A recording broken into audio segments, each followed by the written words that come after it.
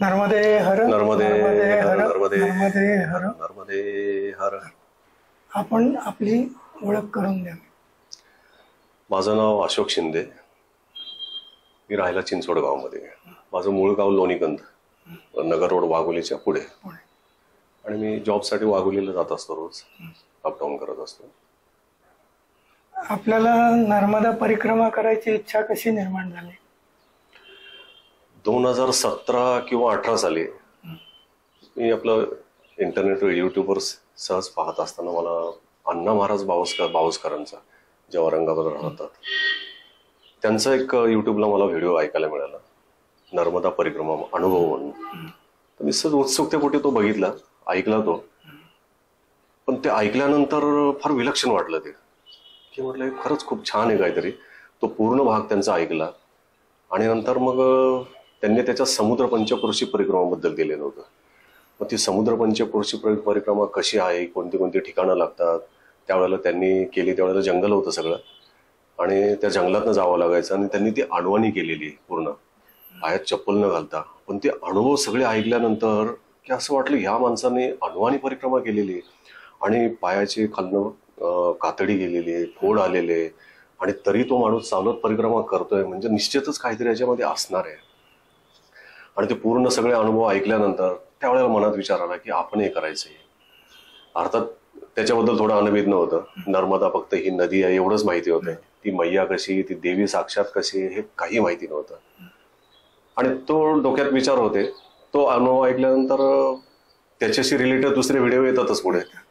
मग प्रतिभाईच्या ताईच्या तळेंचा अनुभव आला, ते ऐकला. तो ऐकल्यानंतर अरे बापरे म्हटलं, हे काय वेगळे. मग त्यांचे 18 भाग आहेत युट्यूबवर.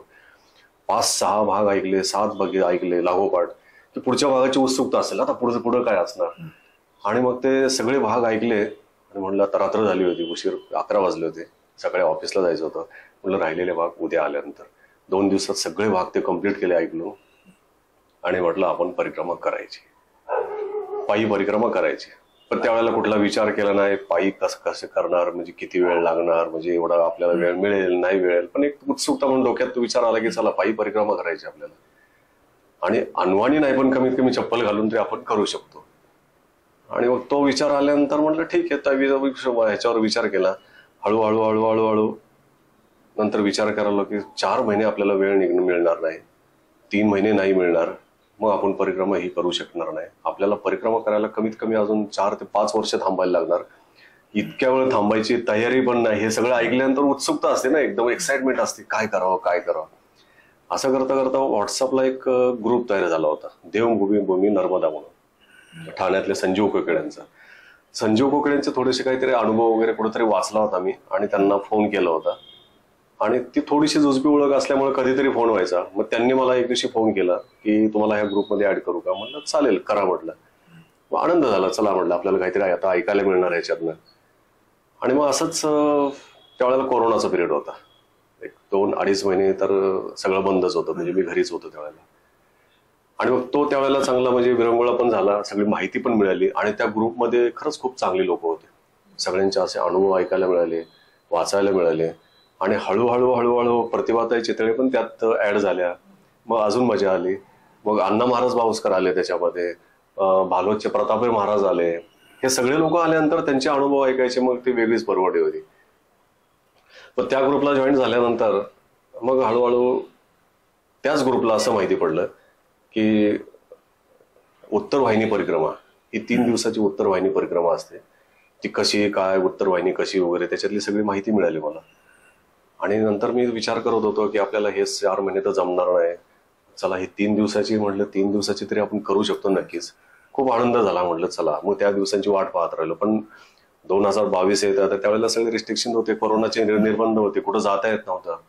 आणि मग हळूहळू 2022 आलं. म्हटलं 22ला तरी ओपन झालं तर सगळं बरं होईल. पण योगायोगाने 22ला सगळं निर्बंध उठले आणि मी ट्रेनचं बुकिंग केलं. निघालो होतो एकटाच उत्तर वाहिनीला. पण माझे काही मित्र होते की जे आम्ही पूर्वी गिरनारला गेलो होतो. मी पूर्वी एकट्यानेच गिरनारला जाऊन आलेलो आहे. नंतर मग ते मित्र म्हटले की आम्हाला बोलवलं असतं, आम्हाला सांगितलं असतं तर आम्ही आलो असतो तुमच्या बरोबर. तर म्हटलं मी पुढच्या वेळेला कुठे चाललो होतं मी तुम्हाला सांगेल नक्कीच. मग आता म्हटलं यांना विचारावं. मग आम्ही सगळे ते हो म्हटल्यानंतर सगळे म्हणून उत्तर वाहिनी परिक्रमा झाली. म्हटलं चला आता ही नाही तर ही तरी कमीत कमी झाली, चला बस झाला. खूप आनंद वाटला. उत्तर वाहिनी परिक्रमाला गेलो आणि बडोद्या आम्ही उतरलो. तिकडची काही माहिती नव्हती, काही नव्हती तेवढी की कुठं उतरायचं काय, पण तो एवढं बडोद्याला उतरलं. तिथनं एक टॅक्सी केली. आमचा एक मित्र होता अशोक फुलभोमरेकर म्हणून, त्याच्या ओळखीची टॅक्सी होती. तिथले बडोद्याचे गृहस्थ होते.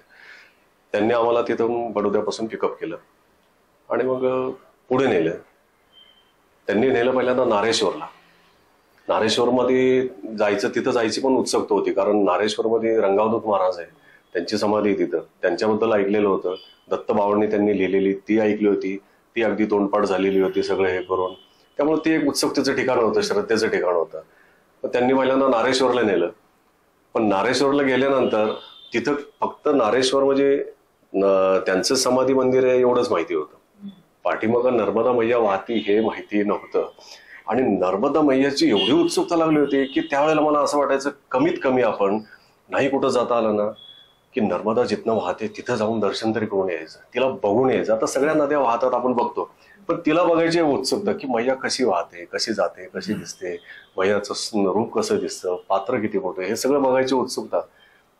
आणि त्यावेळेला ठरवलं होतं चला जायचं आपण 600 किलोमीटर जायचं, मैयाला बघून तरी यायचं, दर्शन करून यायचं म्हटलं. पण जेव्हा ह्या परिक्रमेचं ठरलं आणि नारेश्वरला गेल्यानंतर ते जे ड्रायव्हर होते त्यांना मी विचारलं की ही नदी कोणती? ते म्हणले नर्मदा. अरे बापरे, नर्मदा म्हटल्यानंतर इतकं म्हणजे आतून भरूनच आलं लगेच. समोर बघतोय अथांग पात्र, मैयाचं सुंदर पात्र, असं डोळ्यात पाणी आलं त्यावेळेला.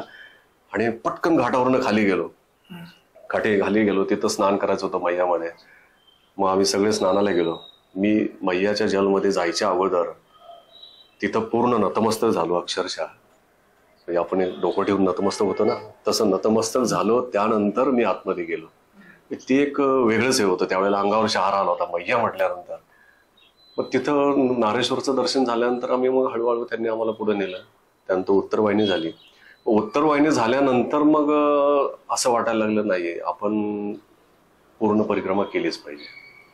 कारण इथं जर इतका आपल्याला आनंद मिळतोय, इतकं समाधान मिळतोय, फक्त 10.5 किलोमीटर जाणं आणि 10.5 किलोमीटर 21 किलोमीटरच्या परिक्रमेमध्ये इतका आपल्याला आनंद मिळतोय, तर तिथं किती आनंद मिळेल. म्हटलं जायचंच. पण परत तोच प्रश्न आला की 4 महिने वेळ कसा काढायचा. मग असंच एकदा देवभूमी नर्मदा ग्रुपवर एकाने ते पोस्ट टाकलेली होती की त्यांनी गाडीवर बाईकवर केली, त्यांनी आणि त्यांच्या पत्नीने. ते कुठंतरी मी वाचलं होतं. मग त्यांना फोन केला की मला पण असं जायचंय. मग ते म्हणले जाऊ शकतं, काय प्रॉब्लेम नाही. आणि मग तिकडं त्यांना फोन वगैरे सगळं झालं, त्यांच्याकडनं माहिती घेतली आणि तो प्लॅन केला. म्हटलं आता जायचं आपण परिक्रमाला. पण परत प्रश्न आला की आपल्याला घरातले पाठवणार नाहीत. बाईकवर नाही म्हणतील, तुम्ही याच्याने जा, 4 व्हीलरमध्ये जा, पण बाईकवर नका जाऊ. आणि तोच प्रश्न झाला निर्माण. पत्नीला सांगितलं, नाही म्हटलं. घरातले नाहीच म्हणायला लागले. आता त्यांना समजवण्यात 1 महिना गेला की जाऊ दे मला, मला जायचंच, मी जाईल व्यवस्थित, येईल व्यवस्थित. पण ती काळजीपोटी नाही म्हणायची. मग तुम्ही 4 व्हीलर घेऊन जा. म्हटलं एवढ्या मग एकासाठी कशाला 4 व्हीलर. म्हटलं मग आणखी लोकांना. म्हटलं मला कोणाला न्यायचंच नाहीये, मी एकटाच जाणार. आणि मला एकटंच जरा अध्यात्माच्या ठिकाणी एकटं जायचं. एक निरंजन म्हणतात ना, ते मला वेळ आहे की आपण एकटं जायचं, एकटं जाऊन तिथले काय असेल ते बघायचं किंवा अनुभवायचं. आणि मग तो माझा हट्ट वगैरे बघून ती म्हटली शेवटी मग तुम्ही जाऊ शकता. पण त्याच्यासाठी तिने भरपूर प्रयत्न केले. त्यासाठी 1.5 महिना गेला माझा जवळजवळ तिला हे का समजवण्यात. आणि नंतर मग म्हटली नाही मग मी पण येणार. तर म्हटलं मला प्रश्न पडला आता ही जर आली तर माझी परिक्रमा होणारच नाही. कारण बाईकवर चढायचं उतरा असं कित्येक वेळा करायला लागणार आहे. हिला ते जमणार नाही. मग ते रस्त्यातनं मधनच परत यायला लागणार आहे. पाय दुखायला लागल्यानंतर, गुडघे दुखायला लागल्यानंतर परत यायला लागणार आहे. ते मला माहिती होतं पुढचं. त्यामुळे म्हटलं तू नको येऊ. म्हटलं मी जाईल, मी येईल. आणि तू जर येणारच असेल तर तुला माझ्या काळजीपोटी यायचंय का मैयाच्या श्रद्धेपोटी यायचंय ते सांगा अगोदर. तर तिचा कल तो माझ्या काळजीपोटी दिसला. म्हटलं तू नको येऊ, तू येणार असेल श्रद्धेपोटी तर आपण 4 व्हीलर घेऊन जाऊया, नाही तर मग मला एकट्याला जाऊ दे, माझ्या पद्धतीने जाऊ दे.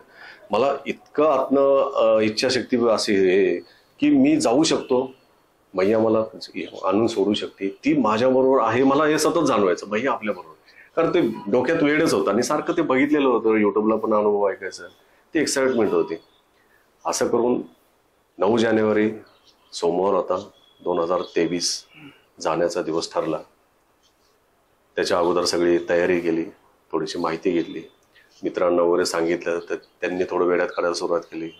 तर साहजिक आहे त्यांनाही काळजी वाटायला लागली की हा एकटाच कुठे निघायला वेळ लागल्यासारखं. एवढा 4.5 मला असं वाटलं की 5,000 किलोमीटर होतील माझे, असे टार्गेट होतं. एवढ्या लांब कधी गेलेला नाही, एकटाच चाललाय, कोणाला तरी बरोबर घेऊन जा, रस्त्यात वेळ कशी पण येऊ शकते, गाडी बंद पडू शकते, तुला काय त्रास होऊ शकतो, जंगल मार्ग आहे तिकडे आम्ही ऐकलेले म्हटले. तर मग असं असताना तू एकटा कशाला रिस्क घेतो? इतके सगळे टूर्स ट्रॅव्हल्स आहेत, 4 व्हीलर आहेत, त्यांच्या ग्रुप बरोबर जा, तू एकट्याला. तर मी म्हटलं नाही, म्हटलं मला एकट्याला जायचं आणि मी गाडीवरच जाणार म्हटलं. तर घरची परवानगी मिळालेली होती, त्यामुळे खुश होतो. आणि मग सगळी तयारी वगैरे केली, बाईकवर कसं घेऊन जायचं, काय काय कुठल्या बॅगा घेतल्या पाहिजेत, मग त्याप्रमाणे त्या बॅगा विकत घेतल्या. आणि सोमवार 9 जानेवारी 2023 सकाळी 6:45 वाजता इथनं सगळ्यांचा निरोप घेऊन निघालो. कुठचे बाईक होते तुमचे? बाईक माझी ते शाईन गाडी आपली नेहमीची, अशी काही खास नाही, घरी जे वापरतो तीच गाडी. बुलेट वगैरे असे नव्हते, साधीच गाडी? नाही, अशी नाही, काय आपली घरातली गाडी जी आहे 1.2 सीसीची? हो, 1.25 सीसी. मग तुम्ही इथून जे निघालात तर कसे गेलात? म्हणजे आता तुम्ही पुण्याहून निघालात, मग धुळे मार्गे गेलात का? हो, मी चिंचवडवर निघाल्यानंतर मग धुळे मार्गेच गेलो. धुळे म्हणजे आधी कुठे गेलं? अहमदनगर असं केलं? नाही, मी इथनं नाशिक रोडने संगमनेर, इथून नाशिकला गेलात, नाशिकहून धुळे, आणि धुळेहून मग ओंकारेश्वर. हो, धुळ्यानंतर धामणोदरून ओंकारेश्वर. ओंकारेश्वरला तुम्ही कुठे राहिलात? ओंकारेश्वरला मी गेलो त्या दिवशी मला संध्याकाळी 7 वाजले. हॉटेलवाले तिथे विचारायला येतातच, रूम पाहिजे का, रूम पाहिजे का. म्हणजे तसे हॉटेलमध्ये? हो. मग तुम्ही ते सर्टिफिकेट वगैरे बनवून घेतलं होतं? ते दुसऱ्या परिक्रमाला जाताना मी सर्टिफिकेट बनवलं. म्हणजे तुम्ही दुसऱ्या दिवशी संकल्प सोडला आणि त्या तिसऱ्या दिवशी मी तिसऱ्या दिवशी संकल्प सोडला आणि गुरुजींकडून ते सर्टिफिकेट घेतलं. मी जेव्हा ओंकारेश्वरला गेलो आणि मी तो प्रवास नॉनस्टॉप केला. म्हणजे चिंचवडवरून सकाळी 6:45 निघालो, काही पाण्याचा थेंबही नाही घेतलेला. डायरेक्ट संध्याकाळी 6:45 12 तासांनी मी गाडीवर उतरलो. 620 किलोमीटर मी नॉनस्टॉप गेलो आणि मला कुठला थकवा जाणवला नाही, भूक लागली नाही, तहान लागली नाही, काही नाही. मी कधीही न बघितलेलं ओंकारेश्वर मला समोर दिसायचं, मला ओंकारेश्वरला जायचंय. फक्त असं काही टार्गेट नव्हतं माझं की मी इतका प्रवास करेल वगैरे, असं काही नव्हतं, मनात पण नव्हतं. मी पत्नीला पण सांगितलं होतं की साधारणतः 350 किलोमीटरच्या आसपास मी जाईल आज आणि धुळ्याला मुक्काम करेल, दुसऱ्या दिवशी उठून मी पुढे जाईल. पण मी जेव्हा गेलो त्यावेळेला धुळेला गेलो तर 1:15 वाजलेले. अरे म्हटलं अख्खा दिवस आहे, अजून कशाला थांबायचं, आपल्याला कुठला त्रास पण नाही, भूक पण नाही. कंटिन्यू गेलो, थांबलोही नाही. मी असाच विचार करत करत म्हणतो चला कंटिन्यू करू. प्रेरणाच एक हो, तिने खेचून म्हणजे फार ती जादू आहे, फार मोठी. ते तिच्या ह्याच्यामुळे शक्य होतं, नाही तर शक्य नाही. कारण आजही मी जर माठीमाग वळून जर विचार केला तर विचार करतो की 620 किलोमीटर आपण कसं गेलो असेल बाईकवर. 4 व्हीलर आपण जातो, 4 व्हीलर मध्ये तरी आपण 4 ठिकाणी थांबतो, चहा नाश्ता पाणी काही ना काही करतोच. तर तसं काही न करता मी डायरेक्ट तसं गेलो तिथं, मला कुठला थकवाही जाणवला नाही. ओंकारेश्वरला जेव्हा गेलो तर गाडीचा नंबर बघून कुठं लिहिलं होतं, तसं मा नर्मदा परिक्रमा असं लिहिलेलं होतं. म्हणजे तुम्ही गाडीवर बोर्ड बनवून? हा, असं पुढे आपले तो गाडीचे हे असतं त्याच्यावरच लिहिले होते. गाडीचा तो लाईटचा वरचा भाग असतो ना, त्याच्यावर लिहिलं होतं मा नर्मदा परिक्रमा. तर तसं सुरुवातीला तुम्ही लिहून घेतलं होतं की एक समोरच्याला कळलं पाहिजे की आपण परिक्रमेमध्ये आहे, ते आपल्याला फार मोठं सहकार्य असतं. मग तुम्हाला ओंकारेश्वरहून पुढे जाण्याचा आधी प्लॅन होता, रस्ता बिस्ता माहित होते का? रस्ते माहिती नव्हते, पण ज्यांना मी फोन केला होता, ज्यांनी बाईकवर परिक्रमा केली होती, त्यांनी ते मला सगळे मार्ग दाखवले होते. कुठं तुम्ही मुक्काम करू शकता, की त्यानंतर किलोमीटर पण दिले होते, याच्यानंतर ते अंतर किती आहे तिथं तुम्ही मुक्काम करा, मग त्याच्यानंतर पुढे हे सगळं त्यांनी मला दिलं. म्हणजे त्यांनी तो आराखडा बनवला. हो, ओंकारेश्वर पर्यंत परत येण्याचा सगळा आराखडा त्यांनी दिलेला होता. म्हणजे संकल्प कुठे उचलायचा, हो, ते सगळं मला सांगितलं, मार्गदर्शन ते सगळं तुम्हाला मिळालेलं होतं. पण त्याच्यामध्ये पण थोडंसं हे होतं, ते काय ते जर सांगितलं त्यांनी की तुम्ही इथं मुक्काम करा, पुढच्या गावी म्हणजे आपल्याला सोयीप्रमाणे ते होतं. फक्त ढोबळ मानाने तुम्हाला रस्ता त्यांच्याकडून मिळालेला होता. मिळालं. आता तुम्ही जशी बाईकनी परिक्रमा केली तर त्याच रस्त्याने सायकलनी पण परिक्रमा होऊ शकते. फक्त कालावधी जास्त एक महिनापेक्षा थोडं जास्त, महिन्यापर्यंत 30-35 दिवस लागू शकतात. रोज 100 किलोमीटर म्हटलं सायकलवर, बाईकवर आपण ऍव्हरेज 200 किलोमीटर जाऊ शकतो, बाईकने जाऊ शकतो. आणि परत बाईकने कसं थकायला होतं पण थोडं कमी होतं. सायकलनी कसं होतं, सायकलने तुम्हाला ती तेवढं प्रेशर लावून चालवणं भाग असतं. बरोबर, ते हे होत जातं. मग तुम्ही सामान काय काय घेतलं होतं? बरोबर, सामान जाताना मी एकतर असं खाण्यापिण्याच्या काही वस्तू घेतलेल्या नव्हत्या, पण तरी पण नाही म्हटलं तरी घरातले काही ना काही देतच असतात, नको म्हटलं तरी देतच असतात. बरोबर. आणि एक ताट घेतलं होतं, वाटी ताट वगैरे, आणि मैयाची पूजा, वाती वगैरे हे सगळं सामान घेतलं होतं पूजेचं. आणि झोपण्यासाठी मी स्लीपिंग बॅग तर घेतलीच होती, पण एक घोंगडी पण घेतली होती मी. कारण बाईक हे म्हटलं आपण याच्यात टाकू शकतो, काय आपल्याला पाठीवर घ्यायचं नाही, एखाद दुसरं सामान जास्त झालं तरी असं काय फरक नाही पडणार. त्यामुळे एक घोंगडी घेतली होती, एक सतरंजी घेतली होती, आणि एक स्लीपिंग बॅग घेतली होती. अंगावर असं घेतलं होतं, एक छोटस पातळ ब्लँकेट घेतलं होतं, पण वाटलं होतं गरज लागणार नाही आणि लागली पण नाही. घेताना तर घेतोच आपण, ते असावं. त्यामुळे एवढं सामान कॅरी करून मी गेलो होतो. त्यासाठी स्पेशल एक बॅग घेतली होती की गाडीच्या दोन्ही साईडला टिकी अशी घेतली होती, आणि ते करून निघालो. आणि मग गाडीची सर्व्हिसिंग वगैरे आधीच तुम्ही? गाडीची सर्व्हिसिंग अगोदर केली, आणि तेवढ्यावर पण भागत नाही, कारण 4,500 किलोमीटर झाले म्हटल्यानंतर मध्ये एका ठिकाणी परत सर्व्हिसिंग, ऑइल बदलणं वगैरे हे सगळं आलं.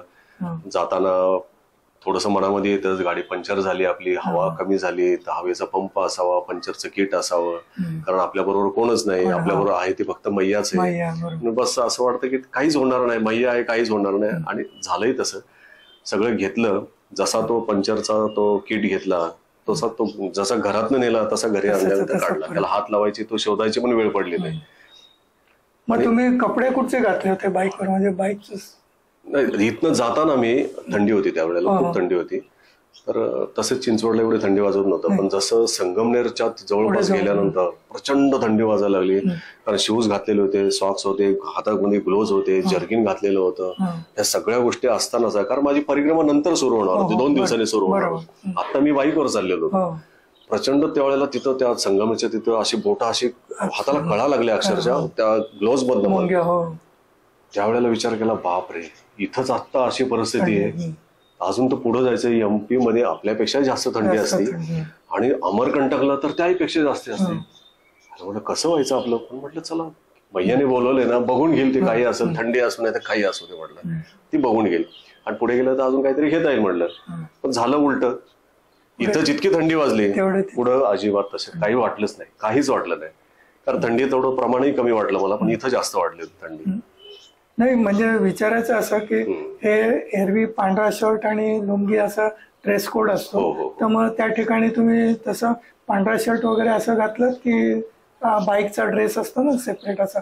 जेव्हा मी परिक्रमा उचलली, सकाळी मैयावर आंघोळ केली होती, जाऊन स्नान केलं, आणि त्यानंतर मग जेव्हा पूजेला बसलो, संकल्प केला, त्यावेळेला तो पांढरा ड्रेस वगैरे घालून मी बसलो. 2 ड्रेस बरोबर घेतले होते, आणि परिक्रमेमध्ये ते पाहिजेच.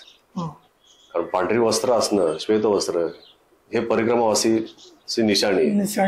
आणि गाडीला लावायला एक हे घेतलं होतं, झेंडा घेतला होता, पाठीमागे मोठा उंच झेंडा घेतला, हनुमानाचं त्याच्यावर चित्र होतं, असं झेंडा घेतला होता.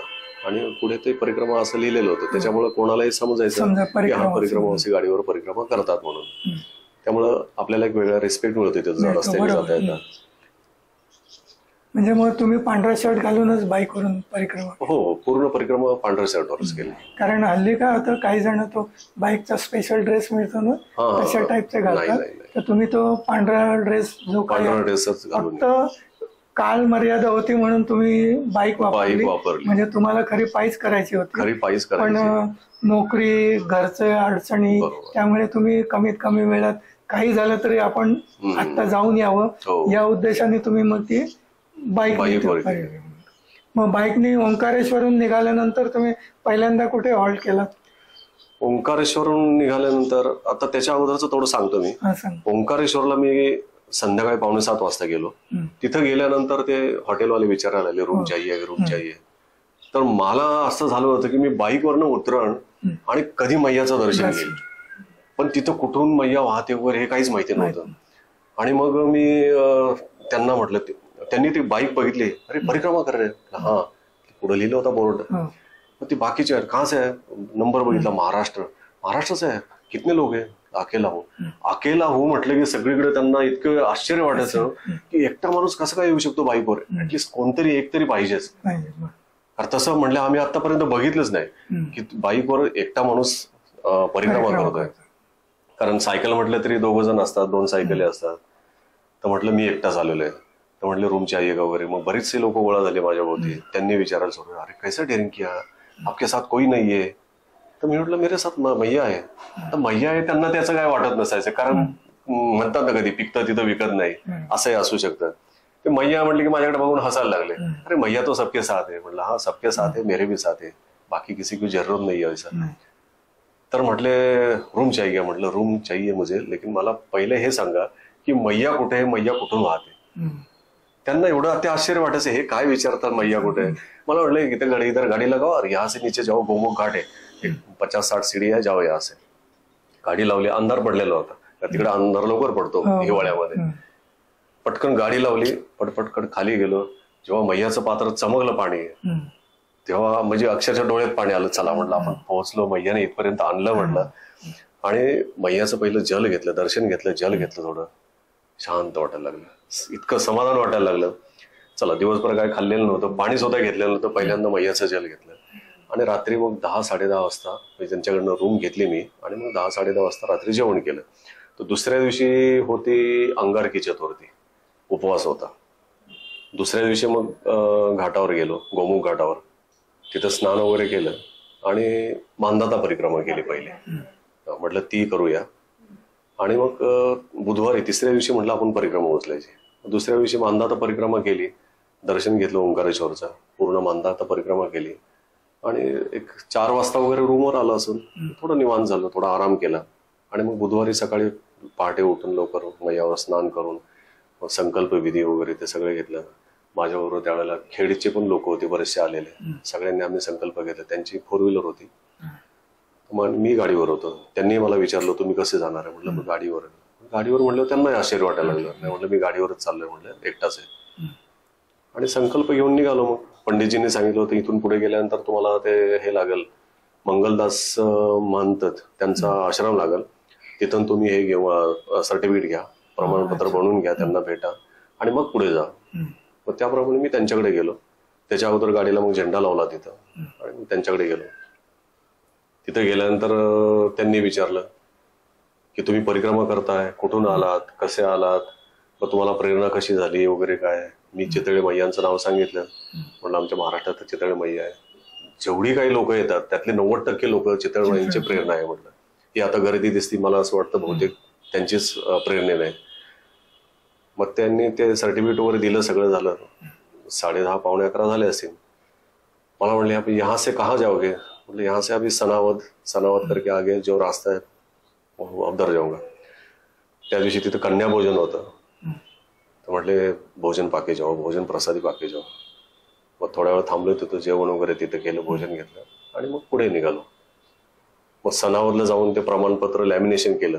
सनावद थोडं शहर आहे ते, तिथं लॅमिनेशन वगैरे केलं आणि मग पुढं मार्गाने निघालो. मग रावेरी खेडी वगैरे असं. मग पहिला मुक्काम रावेरी खेडीला गेलो. रावेरी खेडीवरनं बाजीराव पेशव्यांचे समाधीचं दर्शन घेतलं रावेरी खेडीला. त्यानंतर मग याला गेलो तेलीवट्ट्यात, सियाराम बाबा. सियाराम बाबांच्या आश्रमात त्यांचं दर्शन झालं, छान दर्शन झालं. त्यांच्याकडे बघितल्यानंतर म्हणजे त्या अगोदर म्हणजे सियाराम बाबांचं मला असं वाटत होतं त्यावेळेला की आपण काही परिक्रमा नाही, कुठले काही नाही, या माणसाचं वय जास्त आहे, तर आपण एकदा तरी त्यांच्याकडे जाऊन यावं, भेटून यावं, त्यांचं दर्शन घेऊन यावं. बाकी जाऊ द्या म्हटलं, जेव्हा परिक्रमा होईल तेव्हा होईल, पण कमीत कमी हे तरी करावं म्हटलं. असं त्यावेळेला मनात विचारायचे. पण नाही जाता आलं त्यावेळेला. काय कसं म्हणजे ते वेळ नाही वेळ किंवा आणखी काय, पण त्यांच्याकडे जाता नाही आलं. मग तिथं ते गेलं. त्यांचं दर्शन घेतल्यानंतर खूप बरं वाटलं. म्हणलं हे आपण पूर्वीच यायला पाहिजे होतं, पण चला. पण त्यांचा चेहरा आणि त्यांचं त्या चेहऱ्यावरचं याई वायत ते तेज खरंच खूप छान. त्यांचं दर्शन घेतल्यानंतर मी याला गेलो. मग लेपा लेपाला निघालो. सियाराम बाबांच्या इथे आतमध्ये जाताना आता डांबरी रोड झालाय का? डांबरी रोड होता त्यावेळेला मी गेलो तेव्हा झालेला. हो हो, डांबरी रोडनेच गेलो मी. आणि मग ते दर्शन घेतल्यानंतर समोर मैया आता अंग आहे, समोर मैया आहे. मग तिथून तुम्ही नेपाळला गेला? तिथून मग तिथून लेपाला गेलो. लेपाला मला संध्याकाळी 5 वाजले होते. लेपाला मी श्रीराम मंदिरामध्ये गेलो. तिथे एक महाराज जे होते ते मला म्हटले, आप यहाँ रुक सकते, विश्राम कर सकते, रात का आसन लगाइए. पण मी घड्याळ बघितलं, म्हटलं 5 वाजले. पायी परिक्रमा असतो तर थांबलो असतो. म्हटलं आता गाडी आपल्याकडे, अजून आपण 5-10 किलोमीटर तरी जाऊ शकतो. असं करून मी त्यांना नमस्कार केला. म्हटलं नर्मदे यार, मैं थोडा आगे जाता हूँ और मेरे पास 1 घंटा है, मैं बाईक पे हूँ. ते म्हटले ठीक आहे, चालेल, काही हरकत नाही. पण तिथून जायला इतका कच्चा रस्ता होता. आणि लेपा साईडला का? हा, लेपा साईडवरून पुढे माकडखेड्याला जायला, माकडखेड्याला जायला कच्चा रस्ता होता. सगळ्या कुबावळी होत्या, त्यांचं ते जंगल, आणि तिथून असं पोपाटा वगैरे पाऊल वाटत होते. तिथनं त्या मेन रस्त्याला निघालो, पण तो मेन रस्ता पण तसाच होता. आणि पुढे गेल्यानंतर मला 2 रस्ते दिसले असे. म्हणलं आता इकडे जायचं की इकडे जायचं. अंधार पडायला लागला थोडा थोडा. तिथं काही समजे ना, कोणी लोक नाहीत, कोणी माणसं नाही, विचारावं कोणाला काय. मग गाडी लावली आणि थांबलो. आणि मग 10 मिनिटांनंतर कुठून तरी आवाज आला थोडासा गाडीचा. आणि ती गाडी येऊन थांबल्यानंतर मी त्यांना आवाज दिला. म्हटलं मला माकडखेड्याला जायचंय, परिक्रमा में हूं. तर ते म्हणले ठीक आहे, ये रस्ते से जाइए आप. पण ते कधी कधी विश्वास बसत नाही. एका माणसाला विचार असंही होतं, द्विधा मनस होती, काय करावं. जर चुकीचं असेल तर, किंवा कदाचित त्या माणसाला माहिती नसेल तर. असतं त्यांना माहिती, पण असं वाटायला लागलं. परत थांबून राहिलो. परत मग ते 1-2 जण असे चालत येत होते. त्यांच्या बोलण्याचा आवाज ऐकला. म्हणलं कोणतरी येते. त्यांना विचारलं तर मला म्हणजे या रस्त्याचे जाऊ. म्हणलं ठीक आहे, कन्फर्म झालं म्हटलं. मग त्या रस्त्याने गेलो. त्यातला एक जण त्या रस्त्याने पुढे चाललेला होता. मी थोडं 1-2 मिनिटं थांबून निघालो. पुढे गेल्यानंतर मला एक नदी लागली, मोठी नदी होती. आणि नदी क्रॉस करायची नाही, मैया क्रॉस करायची नाही, हे मनात कायम भीती.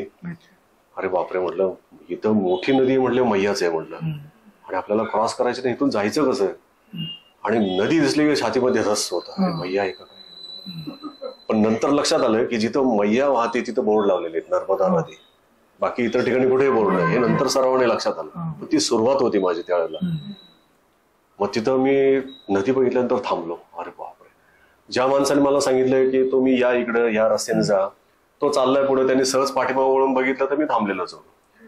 तो मला आवाज देतोय या या. मी नाही नाही म्हणतोय, नाही म्हटलं. मैया असणार आणि एवढी मोठी नदी मैयाच असणार आहे म्हटलं. छोटी नदी असते तर लक्षात आलं असतं, छोटी नदी असं इथली. म्हटलं नाही, मैया असणार आहे म्हटलं. करायचं काय आता, अंधार पडायला लागला. तो ब्रिजच्या सेंटरवर गेला, तिथनं आवाज दिला आणि मला दाखवत होता, असं असं हातवारे करत होता. मग मी थोडंसं पुढे गेलो, हळूहळू हळू, नर्मदे हर नर्मदे हर नर्मदे हर कर पुढे गेलो. त्याच्या तिथे गेल्यानंतर मला म्हणला ही वेदा नदी है, वो आगे नर्मदा मैया है, ये दोनों का उधर संगम है, मैया उधर से आते. मग बरं वाटायला लागली, चला छान बरं झालं म्हटलं. आणि मग ती नदी क्रॉस केली मी, वेदा नदी. छान नदी, मोठी नदी ती. क्रॉस केली. संध्याकाळी त्यावेळेला 6 वाजत आले होते. आणि आता विचार चालला की आता कुठं थांबायचं, कारण पुढचं ठिकाण माहिती नव्हतं. माकडखेड्याला जायचंय पण आश्रम माहिती नव्हता. आणि त्यांनी कुठला आश्रम सांगितलं ते लक्षात नव्हतं, कारण गाडीवर इतकं काय आपण बघत नाही. तर मग आता तिथं गेल्यानंतर नदी क्रॉस केली आणि बाजूला एक छोटीस उंचवटा होता, टेकडी होती. तिथे एक माणूस बसलेला होता खुर्चीमध्ये असं. त्यांनी तिकडनं आवाज दिला, नर्मदे हर महाराजजी. बघितलं, म्हणलं नर्मदे हर असं केलं, गाडीवरून चाललो. आइये उधर से आइये, उधर से आइये. म्हटलं हे कशाला बोलवतात काय माहिती. मग गेलो तिथं त्यांच्याकडं. म्हटलं नर्मदे हर. तो हसत होता अगदी. म्हटलं नर्मदे हर. आप हंस क्यों रहे इतना. म्हटलं क्या बताओ महाराज जी, आधे घंटे से इधर बैठा हूँ, कुर्सी में आधे घंटे से बैठा हूँ और मैया को प्रार्थना कर रहा हूँ. सवेरे से कोई नहीं आया मेरे पास, एक तो परिक्रमा से मेरे पास भेज दो. तर तिथं पुढे वेदांत विला नावाचा एक आश्रम आहे. तो छान मोठा आश्रम आहे. बहुतेक लोक हे माहिती असते म्हणून तिकडे जातात. आणि तो म्हटला इथून लोक जातात तिकडे, माझ्याकडे कोणीच ओळख नाही, तुम्ही आलात म्हणून मला आनंद झाला, मैयाने तुम्हाला पाठवलं. आणि मी म्हटलं ठीक आहे चला. नुकतंच त्यांनी सुरू केलेला होता आश्रम 1 वर्षापूर्वी. तिथं सगळ्या बावळे होत्या, सगळे तोडून सगळं साफसफाई करून एक छोटीशी कुटिया उभी केली होती आणि चालू होतं. असं मस्त सारवलेलं होतं. मग तिथं थांबलो मी. महाराज जी क्या सेवा करू. कुछ नहीं, क्या खाएंगे आप. नहीं, जो आपके पास है वो दे.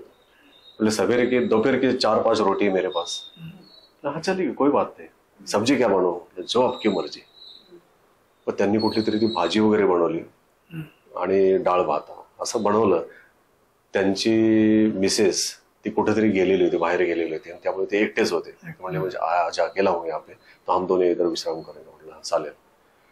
त्यांना म्हटलं मी काय मदत वगैरे करू का, काय सेवा करू. नाही म्हटले. आता एकच माणूस, मी थांबलेलो एकच आणि ते एकच, काय एवढं त्यांना. त्यात दुपारचं शिल्लक होतं. मग आम्ही दोघांनी मग 7 वाजता आरती केली, मैयाची पूजा केली आणि त्यांनी मग जेवण वगैरे आम्ही आणलं, जेवण घेतलं छानपैकी. थंडी, खूप थंडी होती.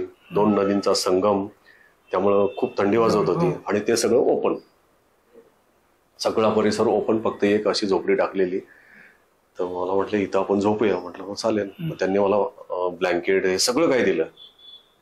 हो सगळं दिलं, पण मला झोपच येईना.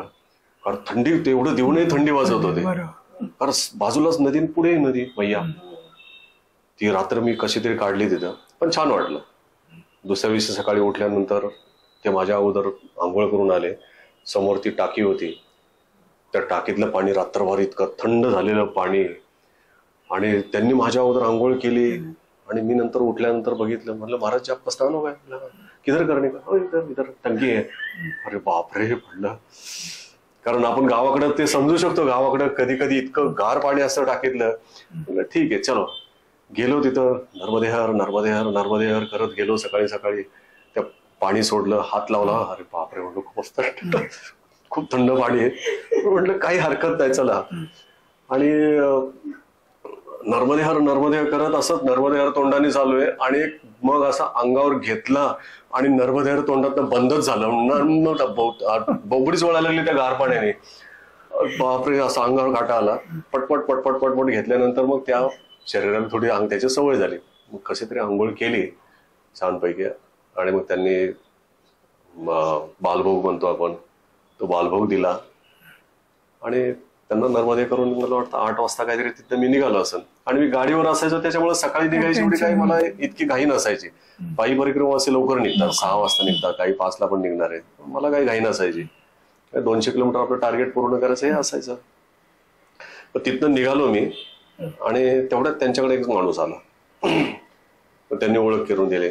नर्मदे हर परिक्रमावासी, गाडी पे, बाईक पे कर रे. अच्छा. आणि मला त्यांनी तिथं, त्या महाराजांनी मला एक जाताना म्हटले, हे पेला तुमच्याकडे राहू द्या म्हटले, एक वाटी म्हणून पेला असं राहू द्या तुमच्याकडे म्हटले. म्हटलं ठीक आहे, नाही म्हणायचं, ठेवला. आणि तेवढ्यात त्यांच्याकडे एक माणूस आला आणि त्यांनी थोडी माहिती वगैरे विचारली आणि फुटाणे काढले. बरेचसे फुटाणे होते, ते मला दिले. म्हणले हे राहू द्या तुमच्याकडे, येईल तुम्हाला उपयोगी. मी विचार केला फुटाणे कशाला आपल्याला उपयोग येणार आहे आणि फुटाणे काय आपण खाणार आहे. म्हटलं चला दिले, घ्यायचे, नाही म्हणायचं. ठेवले.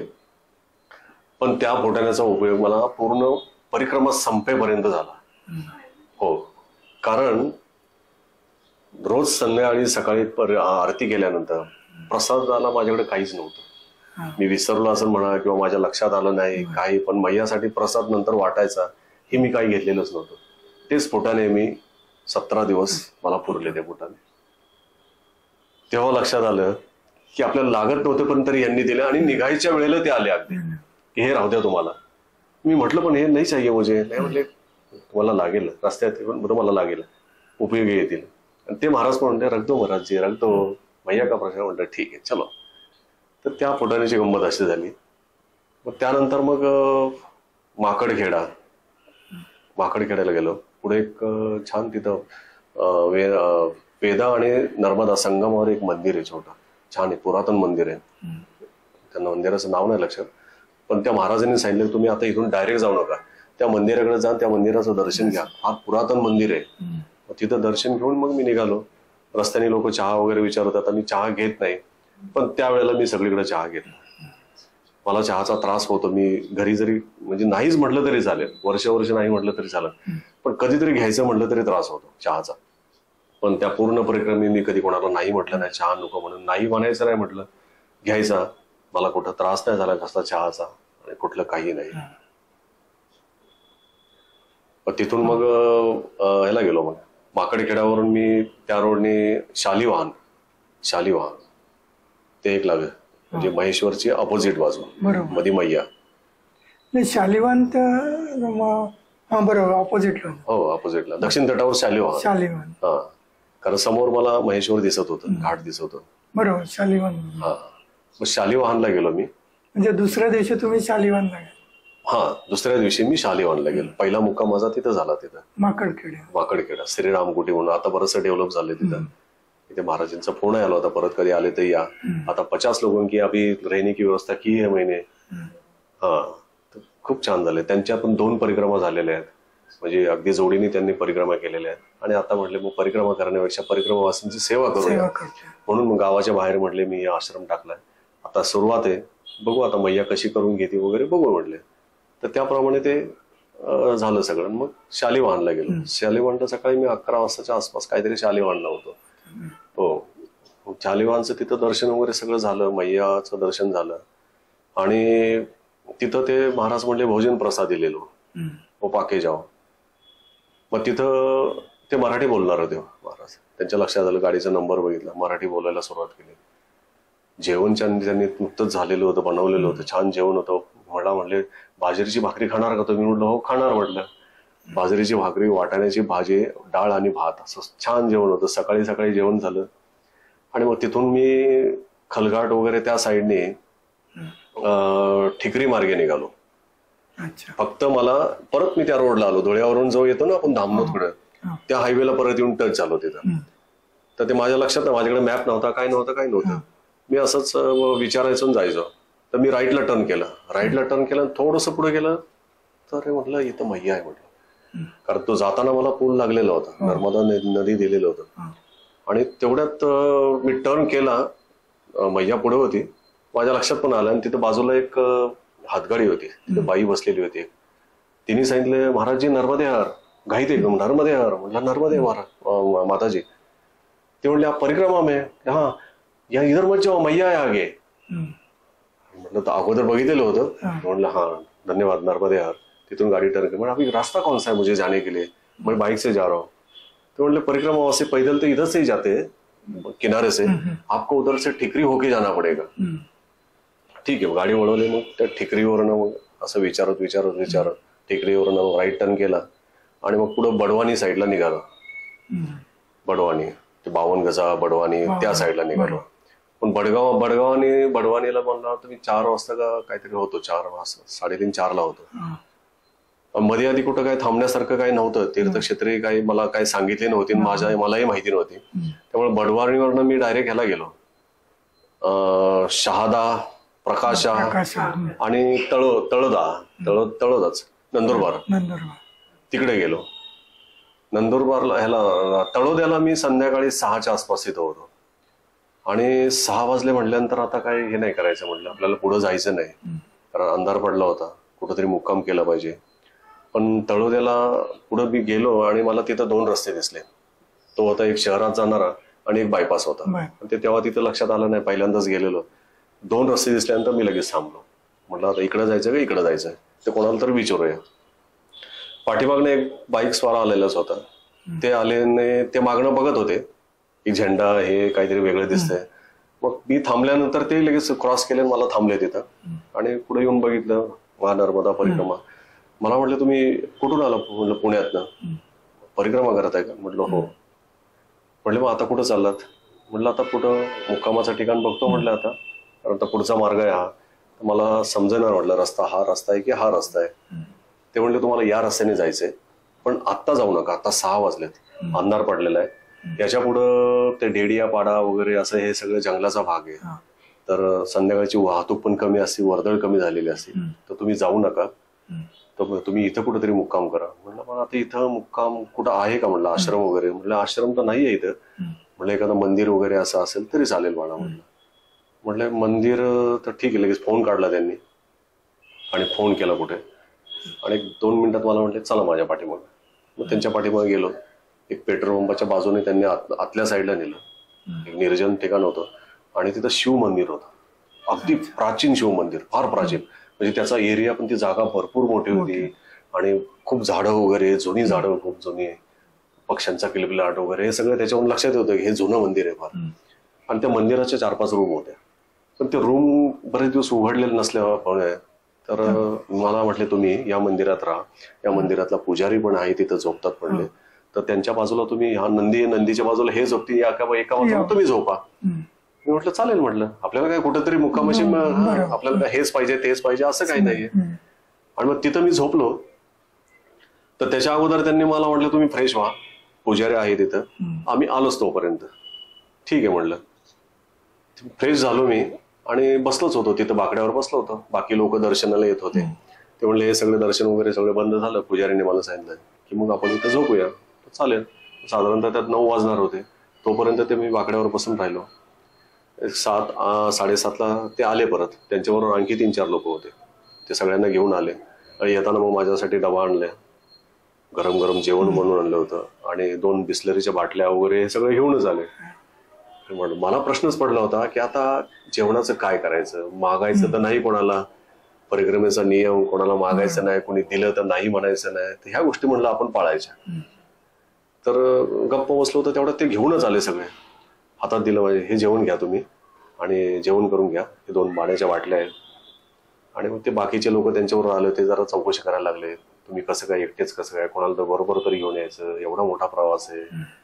म्हटलं मला तशी काय आवश्यकता वाटली नाही, की मला असं वाटलं ठीक आहे चला मी जाऊ शकतो, येऊ शकतो, मैया करून घेऊ शकते, म्हणजे आतून असं वाटायचं इच्छाशक्ती आहे. ठीक आहे म्हटलं चालेल, तुम्ही या पुजाऱ्यांबरोबर राहा म्हटले आज, आणि दुसऱ्या दिवशी तुम्ही लवकर कुठला तरी चालेल.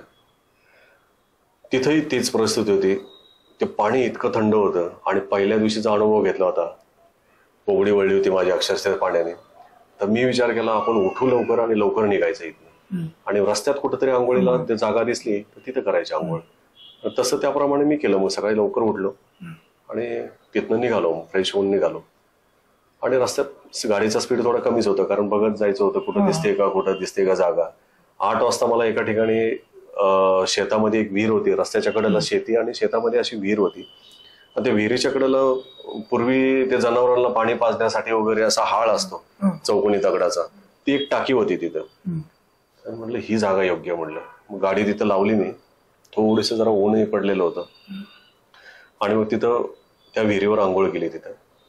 आणि मग तिथंच पूजा मांडली मी, त्या झाडाखालीच पूजा वगैरे केली. आणि मग तिथून पुढं गुजरातच्या दिशेने निघालो. अक्कलकुवा वगैरे ह्या साईडने विचारत निघालो. मग त्या दिवशी मी मुक्कामी म्हणण्यापेक्षा मी गोरा कॉलनीच्या तिथे म्हणजे शूलपाणेश्वर मंदिराच्या तिथं साधारणतः 2 वाजता आलो असेल, दुपारी 2 वाजता. मग तिकडनं ते डेडिया पाडा वगैरे असं करत राजपीपला, मग तिथनं इकडं गोरा कॉलनीकडे आलो. शूलपाणेश्वर मंदिर जे पूर्वी उत्तर वाहिनी परिक्रमा अगोदर गेलो होतो त्यावेळेला फक्त ऐकलं होतं शूलपाणेश्वर मंदिर. कारण सगळं झाल्यानंतर आम्हाला एक व्यक्ती म्हटली तुम्ही इतक्या जवळ गेला मग शूलपाणेश्वरला का गेला नाही. म्हटलं कुठं होतं, फक्त पूल तर क्रॉस करायचा होता आणि तुमची परिक्रमा पण झाली, जायला काय हरकत होती. पण म्हणलं माहितच नाही ना, म्हटलं ती इतकी रुकरुक लागली होती की शूलपाणेश्वर मंदिर असं खूप ऐकलं होतं आणि ते आपल्याला बघायला मिळालं नाही, तिथं आपल्याला दर्शन झालं नाही, ते त्यावेळेला रुकरुक लागली होती. आणि मग इथं आत्ता गेल्यानंतर शूलपाणेश्वर मंदिर वगैरे बघून खूप आनंद झाला. म्हटलं मैया पण शेजारीच. मग मंदिरामध्ये 2 वाजता गेलो असेल. पुजारी होते तिथं, तरुण होते. तिथं नर्मदे हार केल्यानंतर तिथं बसलो. एक परिक्रमेचा ड्रेस बघून मला म्हटले कहाँ से आए हो. म्हटलं पुणे से आया हो. परिक्रमा में. म्हटलं हाँ परिक्रमा. कैसे कर रहे हैं. म्हटलं बाइक पे कितने लोग हैं. म्हटलं अकेला हूँ. अकेले बाइक पे परिक्रमा, घर में झगड़ा होगा क्या.